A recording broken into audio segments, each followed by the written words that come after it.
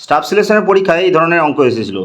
তো এই অঙ্ক থাকলে কীভাবে আমরা সলভ করব দেখে নিই। তো আমরা যেটা আছে সেটা ফার্স্ট তুলে নেব, তুলে নেওয়ার পর সলভ করব।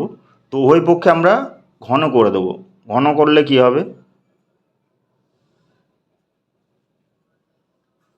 এর কিউব, তাহলে কি হবে, বি এর হোল কিউবের সূত্রে পড়ে যাবে।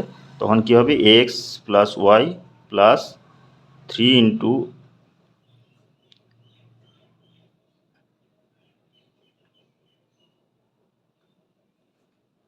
সমান জেড আসবে।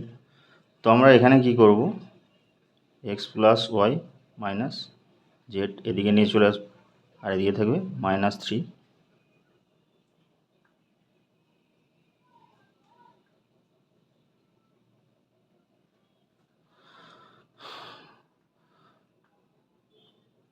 তো এর মানটা অলরেডি দেওয়া আছে, এর মানটা কি দেওয়া আছে,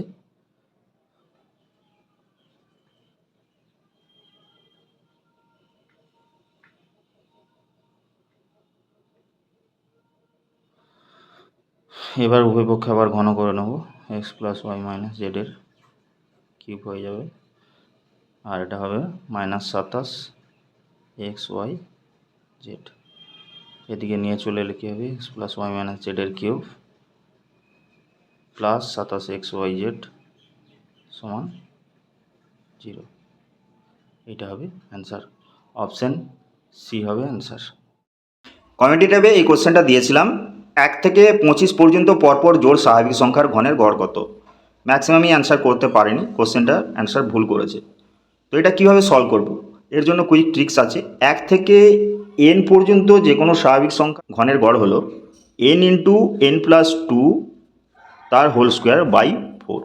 তো এখানে একটা জিনিস, যে 25 পর্যন্ত জোড় স্বাভাবিক সংখ্যার বলেছে, তাহলে 25 কিন্তু বিজোড় সংখ্যা। এর আগের সংখ্যাটি n সমান হলো 24, যেটা জোড় সংখ্যা। তাহলে 24 ইন্টু 24 প্লাস 2 তার স্কোয়ার বাই 4 হবে। তাই 24 into 26 square by 4, 24 into 26 into 26 by 4, 4 6 24। আমরা জানি 26 26 676 হয়, তার সঙ্গে 6 গুণ হবে, হলে 4056।